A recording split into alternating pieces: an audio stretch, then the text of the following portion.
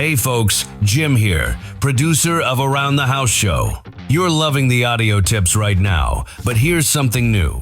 Our full-length episodes and expert interviews are now on YouTube as video, so you can watch the demos, tool close-ups, and guest interviews, or just hit play and listen like a regular podcast.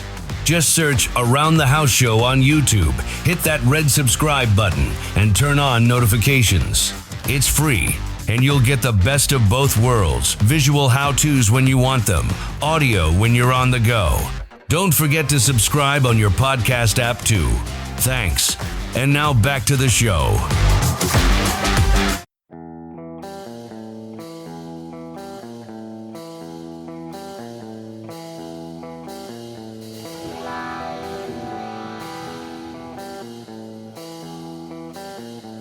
Everybody stop what you're doing, please! When it comes to remodeling and renovating your home, there is no better show on your radio. This is Around the House with Eric G. Where's the hammer? From your back fence to the sidewalk, Eric will tell you how to keep it all in tip-top shape while helping you save a buck while doing it. If you like DIY projects, it takes a lot of practice to get good at it, and Eric is here to guide the way. Is it on the, go up on the other floor. Somebody go up there and stop the hammering. All that and more on the fastest 2 hours of home improvement radio. These are the wrong plans. These are the old plans. Oh! Welcome to Stop it! Around the House with Eric G.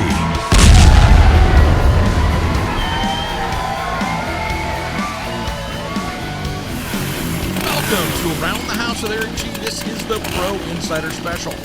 This is for all of you out there in the residential construction building trades. I don't care if you're a framer, a roofer, or in this case today, interior designer or kitchen and bath designer. This show is for you. Now, we're going to be taking it a few different directions in the coming weeks because coming up soon, we're going to have my friend Carrie Ockery on here. She is known as a rock star, literally, out there in the music world, but she's also a life coach. And so we're going to be bringing her on, talking about setting goals and getting yourself kind of over the hump and out of 2020 and into 2021. This is something new for me we're going to be diving into, so this will be a lot of fun coming up in a future episode. So you don't want to miss that. See if we can get everybody headed in the right direction for 2021. Well, today I wanted to talk about the kitchen and bath industry. Now today, people have heard me talk about this if you've known me out in the industry. I'm a certified kitchen designer. I've been out for about 30 years now, designing kitchens, running kitchen and bath showrooms, that kind of stuff. Everything from custom cabinet shops to my own company, that's what I've done. And I'm also a speaker for the National Kitchen and Bath Association, National Association of Home Builders, lots of other organizations as well, on virtual reality and using virtual reality design. Now, I wanted to talk today a little bit about what I call the death of the large kitchen and bath showroom. Because this has been going on. I've been using this business model for probably, it's over, I'm going to guess 12 to 15 years now. 10 years ago, I was preaching this heavy, and it worked really well. And here's why. And let's set the basis up for this. Kitchen and bath showroom, if you've got what I would call your traditional large kitchen and bath showroom. Now, you've got 4 or 5 designers in there that are on staff full-time. You've got 10 or 12 vignettes or displays all around. The way styles change today is completely different than it did 15 years ago. And here's why. If you think about a project 15 years ago, how it worked. You met with a client. Let's call that December of 2020. We'll just do it like this. Met with your client on this new project. Big remodel. Well, traditionally, you work through that design process. You place the order in March or April. Cabinets get installed in August of 2021, right? By the time you get through, things are going, you've got 8 weeks for cabinets. We'll just say 10 weeks for cabinets. Install comes in, goes. All of a sudden, that project is done by Thanksgiving, almost a year later. Then the magazine comes out, and that doesn't probably at least publish until June or July of 2022. And so if you had a groundbreaking design that you were doing in December of 2020, it took that long to get out there. Well, these days, I could have a client in my showroom, and I'm talking to them about their project. That design and those preliminary pictures and your drawings are up on Pinterest by the time they leave your parking lot. They're sharing it on social media. And so what took a lot longer for styles to change, I think, is that now you've got that happening. You've got social media, and you've got stores like Home Depot and Target and stuff that are changing. Look how fast, when something shows up on Home and Garden television, how fast that color or that tone is sitting in Target. It's no surprise. This stuff's happening quickly. What took a couple years to change the ship around now takes 6 months. So styles are changing a lot. Now, the problem is that if you as a showroom owner want to keep your showroom dialed in, I mean really dialed in, you're changing out multiple displays a year. That's freaking expensive. It's not like your cabinet companies are paying you to do that. This is coming out of your margin. And I'll tell a story going back. There was a company I worked for, and I'm not going to use the name because it doesn't matter, but they were a cabinet manufacturer that sold direct in my area. And I haven't worked with these guys for a lot of years, but they had a showroom that was jam-packed full of discontinued displays. Large showroom. Sold appliances as well. There was one cherry kitchen in there that was a dark stained cherry kitchen that had been in that display for probably a dozen years. It was facing glass.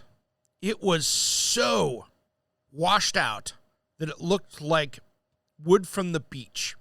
It was a light gray. And you had no idea that that thing was cherry until you opened the door and went, oh, Lord, what the hell's with that? There was not one single display in there that I could walk around. And now, quite frankly, they're the manufacturer. They were building their own cabinets. So it's not like they didn't have a way to do this. You'd walk around this showroom, and the showroom's been since gutted, and it's not even there anymore.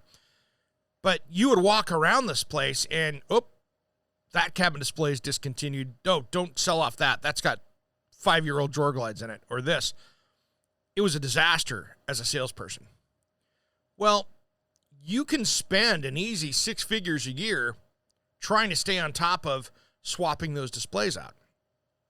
And that's a nightmare as a business owner or a general manager trying to stay on top of that, especially with technology. Can't tell you how many times that I've had 4 or 5 displays in the showroom. Cabinet manufacturer comes out and goes, hey, this is awesome. We're changing from our painted finish, which is lacquer, that 1950s technology. We're going over to conversion varnish. So all those colors, those 5 displays, they're gone. And we're doing that in 90 days. All of a sudden, those displays you just put in are outdated. They changed the color formulation. It's different. You get that in, 18 months later, hey, this paint stuff, we're selling a lot of it. Now we're going from conversion varnish to a conversion, to a catalyzed polyurethane. So all that colors. So you know where I'm going with this. So my theory is, and I've been successful at this, so it is a business model that is tried and true. Those large showrooms, it's a dead business model. If you've got that right now, you should be thinking about how you're going to reduce that down. Because right now, you can sit there with virtual reality and have as big a showroom as you want for your clients. And how this works is that you can design your kitchen and bathrooms out in 2020, for instance. Most design programs have a virtual type of system within them. If they don't, they're coming out with one because it's a hot deal out there. But here's what happens. Your customer comes in, you can put the VR goggles on them. They can see what their kitchen or bathroom looks like. It's beautiful.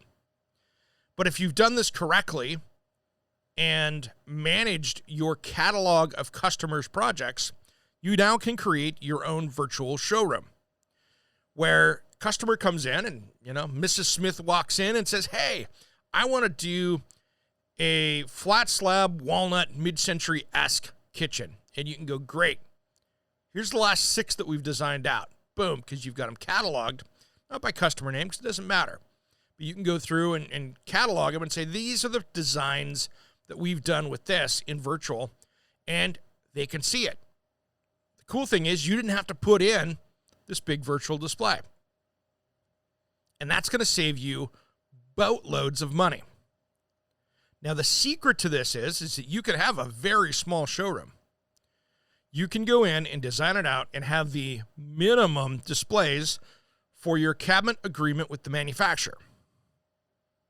Then it's your job to get boatloads of door samples and color blocks. And keep expanding and updating these.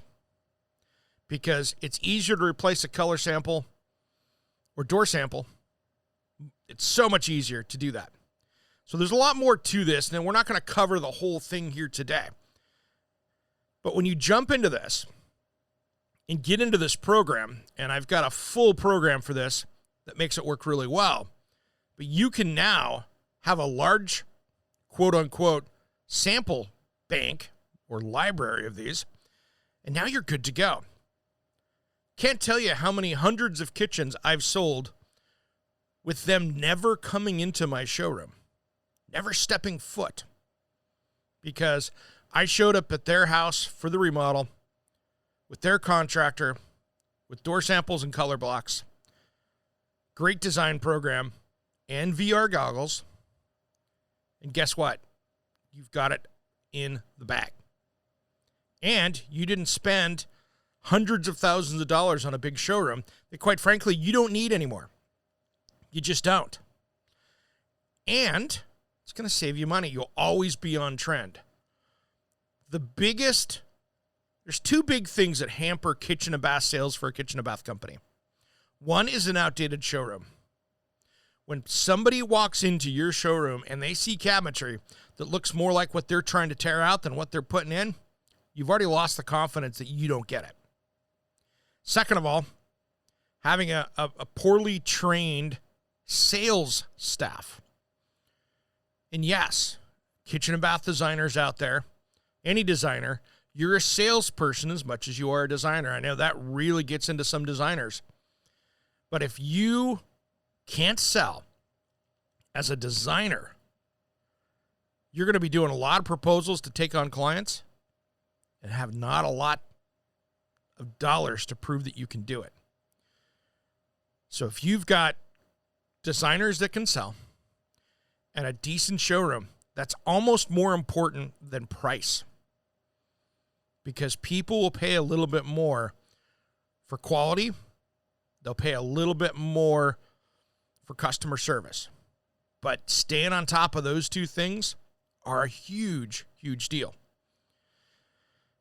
Now, designing for virtual reality is not much more than what you're already doing to get ready for client meetings anyway. So this isn't a whole bunch of things, and it's not expensive to do.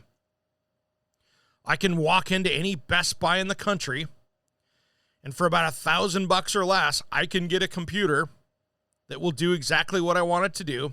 I can use it with a design program, and I can run VR goggles with it. And now the new VR goggles don't even have to be hooked up to your computer. The new ones are standalone, so you can just load it up. So there's no excuse for that. Now, I will say, for all the general managers and people out there that are running design programs out there, your biggest productivity problem that you have in many cases is the computer you're designing on. And this is why. Showroom owners and general managers go out and buy the minimum needed to run that program. And 2020 is a great example because I see this all the time. They'll go to render a drawing.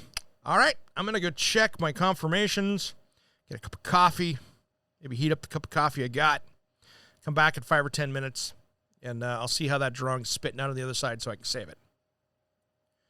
If you go out and buy a gaming computer, yes, a gaming computer, and I'll tell you why, you can get 25 to 40% more design time done by paying a little bit more and getting the right computer.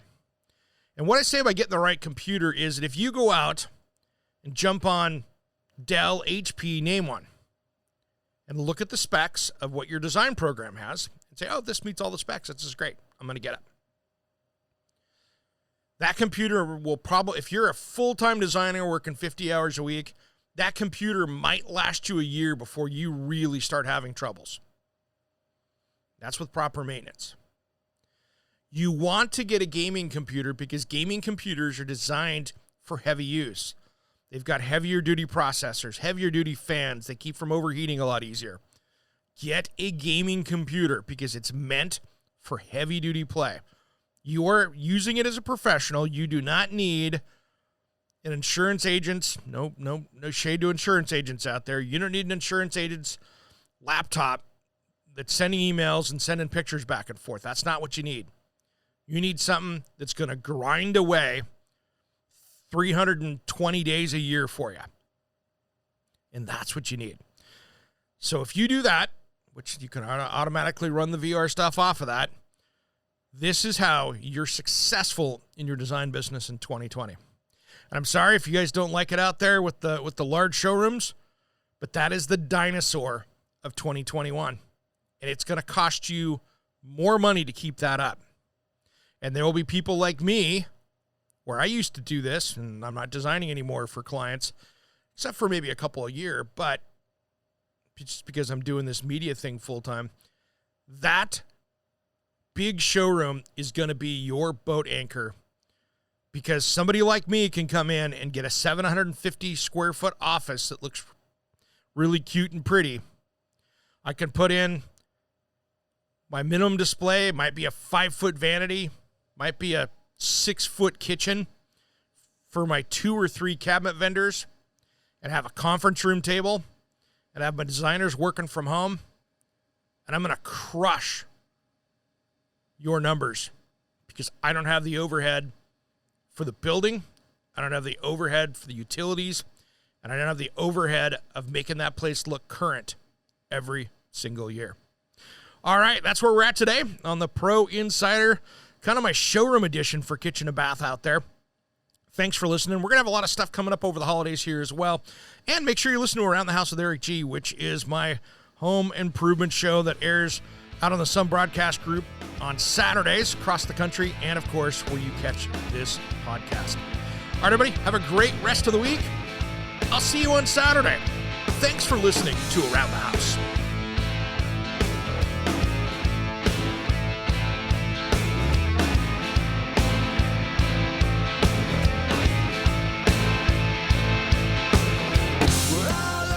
Around the House with Eric G. is produced by, designed by Eric G. in association with Salem Media and distributed nationally by the Sun Broadcast Group. All rights reserved. Copyright 2020, designed by Eric G.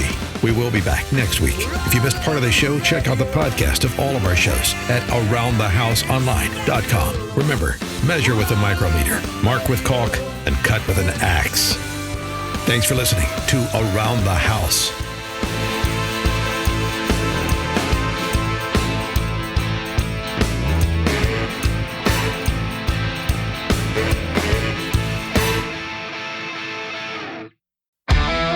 Hey everyone, it's Eric G from Around the House. I'm teaming up with Cam Anderson, the epoxy live edge master from Blacktail Studio, for his biggest project yet, a full home remodeling on his stunning Blacktail Ranch. We're talking about this charming but dated farmhouse, from lead paint chic to a modern functional dream home. Structural fixes, smart layouts, custom woodworking flair, real budgets, hiccups, pro tips, all documented step by step. If you're a Blacktail fan or love epic renovations, this is your series. Head to my YouTube channel right now, search Around the House Eric G, subscribe, and check out the Blacktail Ranch playlist. Cam's intro video is live, and a fresh episode will be dropping very soon. Don't miss this transformation and subscribe today.